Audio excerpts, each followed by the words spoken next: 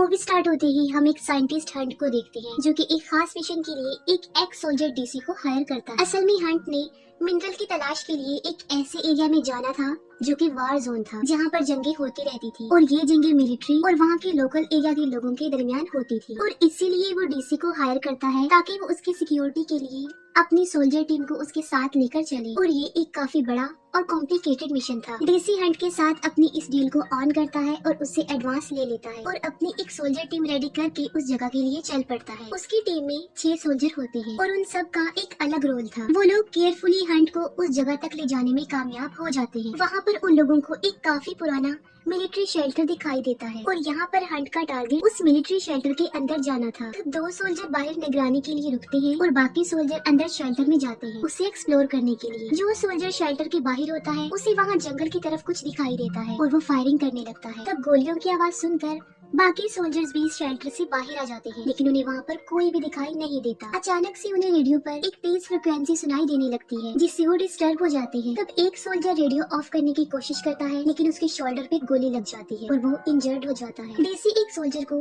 जंगल की तरफ चेक करने के लिए भेजता है और एक दूसरा सोल्जर इंजर्ड सोल्जर के गंदे से गोली निकालता है। जंगल से वो सोल्जर वापस आकर बताता है कि वहाँ पर किसी चीज का कोई नामो निशान नहीं है। तब डीसी 2 सोल्जर्स को वहीं पर निगरानी करने के लिए छोड़ता है और बाकी सब फिर से शेल्टर के अंदर जाकर उसे एक्सप्लोर करने लगते हैं। शेल्टर में उन्हें एक जनरेटर मिलता है जिसे हंट ऑन कर लेता है। दूसरी तरफ 2 सोल्जर एक ऐसे रूम में पहुंचते हैं जहां पर बहुत सारे आदमियों की डेड बॉडीज पड़ी हुई थी और देखते ही देखते उन डेड बॉडीज में से एक हाथ बाहर आता है और वो चिल्ला चिल्ला कर डीसी को बुला लेते हैं। डेड बॉडीज के बीच में से उन्हें एक आदमी मिलता है जो कि जिंदा था, लेकिन वो कोई भी रिस्पॉन्स नहीं कर रहा था। उसे देखकर साफ लग रहा था कि वो किसी गहरे सदमे में, वो काफी शॉक्ड नजर आ रहा था। आगे जाकर उन लोगों को पता चलता है कि वो मिलिट्री शेल्टर असल में नॉजिस यानी 6 सोल्जर्स का है और यहाँ पर वो नॉजिस सोल्जर्स आम इंसानों पर बहुत ही खतरनाक किस्म के एक्सपेरिमेंट्स किया करते थे। तब हंट से पूछा जाता है कि क्या उसकी रिसर्च का इस सब से कोई कनेक्शन तो नहीं है, जिस पर वो साफ इनकार कर देता है। अब क्योंकि डीसी को इस काम करने के पैसे मिले थे और इसलिए वो इस बात में ज्यादा इंटरेस्ट नहीं लेता और इस बात को इग्नोर करता है। एक सोल्जर उस आदमी को एक रूम में ले जाकर बैठा देता है और उस पर नजर रखता है। दूसरी तरफ हंट एक ऐसे रूम में जाता है जहाँ पर एक काफी पुरानी और काफी बड़ी मशीन पड़ी हुई थी और यहाँ पर हमें ये पता चलता है कि असल में उसके यहाँ आने का मकसद सिर्फ वो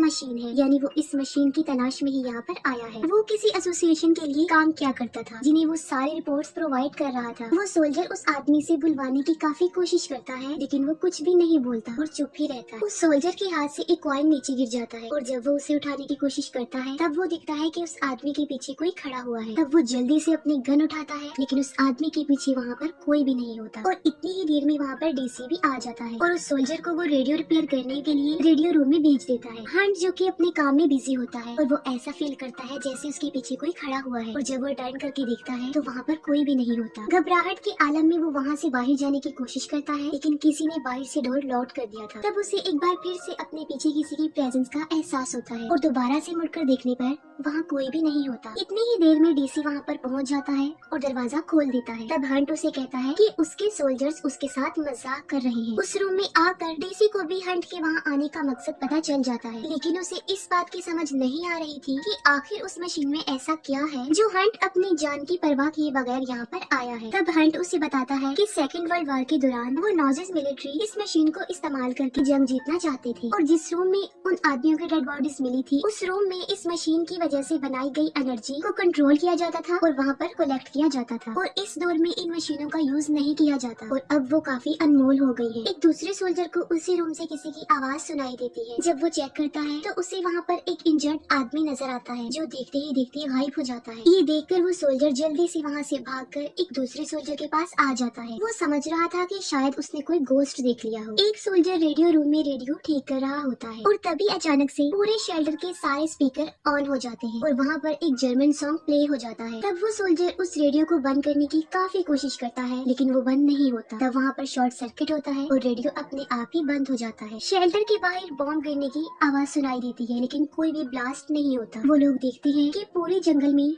रोशनी ही रोशनी फैल चुकी है और लाइट में बहुत सारे लोग भी खड़े हुए नजर आ रहे थे और वो सब सोल्जर्स उन लोगों पर अंधाधुंध फायरिंग करने लगते हैं, लेकिन उन खड़े हुए लोगों में एक आदमी भी वो नहीं मार पाते। और तभी अचानक से तेज हवा चलने लगती है और वहाँ पर फिर से अंधेरा छा जाता है। वो नोटिस करते हैं कि उनका एक सोल्जर वहाँ से गायब है और उसके जगह पर एक आयरन क्रॉस पड़ा हुआ है। ये देखकर वो काफी हैरान हो जाते हैं कि आखिर ऐसा क्यों हो रहा है, ये सब कुछ कौन कर रहा है, क्योंकि वो आयरन क्रॉस नाजी सोल्जर्स के पास था। एक सोल्जर डीसी को एक बुलेट दिखाता है। वो बुलेट काफी पुरानी और वेस्ट हो गई थी, अब किसी काम की नहीं थी और उस गोली से फायर करना इम्पॉसिबल था, क्योंकि अगर कोई ऐसा करता तो वो उसी को मार डालती जिसने वो गोली चलानी थी। इन सब चीजों से वो काफी परेशान हो जाते हैं और तंग आकर डीसी उस आदमी को गन पॉइंट कर देता है और तब वो आदमी पहली मर्तबा मूवमेंट करके उसकी तरफ देखता है। फिर डीसी हंट के पास जाता है। हंट उसे प्रोजेक्टर पर एक मूवी दिखाता है। तब उन्हें पता चलता है कि नॉजिस मिलिट्री इस मशीन का यूज करके मुर्दों को जिंदा करने की कोशिश कर रही थी, यानी वो रियलिटी से खेलने की कोशिश कर रही थी और वो एक ऐसी फौज बनाना चाहते थे जो कभी भी ना मर सकती हो, यानी वो हमेशा के लिए अपना राज बनाना चाहते थे। इस प्रोसेस में उन्हें काफी सक्सेस भी होती है। वो सोल्जर्स को उस रूम में ले जाया करते थे जहाँ पर उस रूम से बनाई गई एनर्जी को जमा किया गया था। सोल्जर्स को वो एनर्जी देने के बाद वो उन्हें मार देते थे, लेकिन इसके बावजूद भी वो नहीं मरते थे। फिर जर्मन जंग हार गया और वो सारे एक्सपेरिमेंट्स बंद हो गए, लेकिन वो सारे सोल्जर्स अभी तक वहाँ पर फंसे हुए हैं और जो भी वहाँ पर आया करता था वो सोल्जर उसे मार देते थे, क्योंकि असल में उन्हें इसी मकसद के लिए ट्रेन किया गया था। ये सुनते ही डीसी वहाँ से निकलने का ऑर्डर देता है। तब हंट उसे बताता है कि वो इतनी आसानी से यहाँ से नहीं निकल सकते, क्योंकि जिस ऑर्गेनाइजेशन के लिए वो काम कर रहा था उनके पास उन सब सोल्जर्स का बायोडाटा था और अगर वो इस मिशन को अधूरा छोड़कर वहाँ से चले गए तो वो उनकी फैमिलीज को मार डालेंगे। हंट उसे बताता है कि उसने सोल्जर्स की एक और टीम को यहाँ पर बुलाया है और वो कुछ देर में यहाँ पर आने वाले हैं। तभी डीसी को किसी के चिल्लाने की आवाज आती है। जब वो चेक करता है तब उसे पता चलता है कि ये वही सोल्जर है जो गायब हुआ था और उसकी आवाज जंगल में से आ रही थी। वो 6 सोल्जर उसे टॉर्चर कर मार रहे थे और वो लोग अब काफी अलर्ट हो जाते हैं। नीचे हंट को मैसेज रिसीव होता है कि दूसरे सोल्जर टीम को वहाँ पहुँचने में तकरीबन 72 घंटे लग जाएंगे, लेकिन वो इस बात को किसी से शेयर नहीं करता और हाइड रखता। ऊपर सब लोग चुप कर बैठे थे। तभी अचानक से एक 6 सोल्जर वहाँ पर आता है और एक सोल्जर को दबोच लेता है और वो उसे मार डालते हैं। सुबह उन्हें 2 सोल्जर्स की बॉडी सर से जुड़ी हुई मिलती है। वो उन लोगों के लिए वार्निंग का एक क्लू था। एक सोल्जर की आँख में उन्होंने बुलेट घुसाई हुई थी। ये देख कर डीसी वहाँ से निकलने के लिए ऑर्डर दे देता है और वो एक दूसरे सोल्जर को हंट के पास उसे बुलाने के लिए भेजता है। वो सोल्जर हंट को बुलाने जाता है। तभी एक 6 सोल्जर वहाँ आकर एक पिकेक से उसे उठाकर दीवार से चिपका देता है और बाद में उसे क्रश कर देता है और जान से मार डालता है। हंट गन उठाकर उसे शूट करता है, लेकिन उसका उस पर कोई असर नहीं होता। गोली की आवाज सुनकर बाकी सोल्जर्स भी वहाँ पर आ जाते हैं और वो भी उसे शूट करने लगते हैं, लेकिन देखते ही देखते वो वहाँ से गायब हो जाता है। हंट बाकियों को भी वो मूवी दिखाता है, लेकिन वो कोई भी भूतों पर ट्रस्ट नहीं करते थे और तभी उस मूवी में उन्हें वही आदमी नजर आता है जो कि उन्हें मिला था और वो भी एक सोल्जर था जिसका नाम ब्रीथर था। ये देखकर एक सोल्जर उसे जान से मार डालता है। हालांकि उसके सर में गोली लगती है,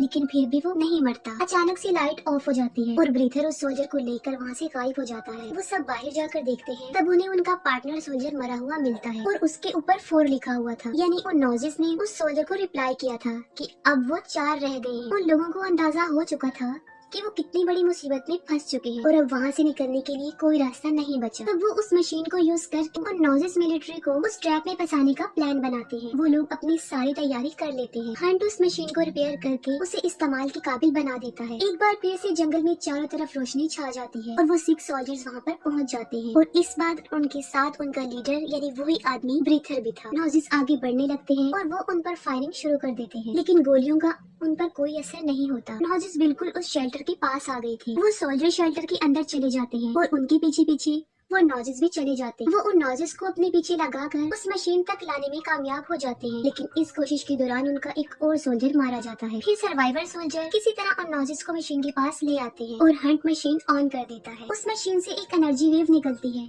जिससे सारे नॉजिस बेजान हो जाते हैं। वो लोग अपनी इस स्ट्रगल से खुश हो जाते हैं, लेकिन तभी वहाँ पर शॉर्ट सर्किट हो जाता है और वो मशीन ऑफ हो जाती है। मशीन के बंद होते ही वो सारे नॉजिस फिर से एक्टिव हो जाते हैं और एक सोल्जर को पकड़ के वो मार डालते हैं। डीसी हंट के साथ एक रूम में घुसकर खुद को लॉक कर लेता है, लेकिन वो अब काफी इंजर्ड हो चुका था। हंट उसे वेंटिलेशन पाइप के जरिए वहाँ से बाहर निकलने के लिए कहता है, लेकिन वो चल नहीं सकता था और यही वजह है कि वो हंट को जाने देता है और खुद उन नॉजिस सोल्जर्स का मुकाबला करता है, लेकिन वो भी मारा जाता है। दूसरी तरफ हंट पाइप के जरिए डेड बॉडीज वाले रूम तक पहुंच जाता है, लेकिन वहाँ पर ब्रीथर उसका पहले से ही वेट कर रहा था और हंट भी मारा जाता है। दूसरी सोल्जर टीम भी वहाँ पर पहुंच जाती है और उन लोगों के साथ भी वही होता है जो उनसे पहले आने वाले सोल्जर्स के साथ हो चुका था और उनके डेथ्स के साथ ही ये मूवी यहीं पर एंड हो जाती है।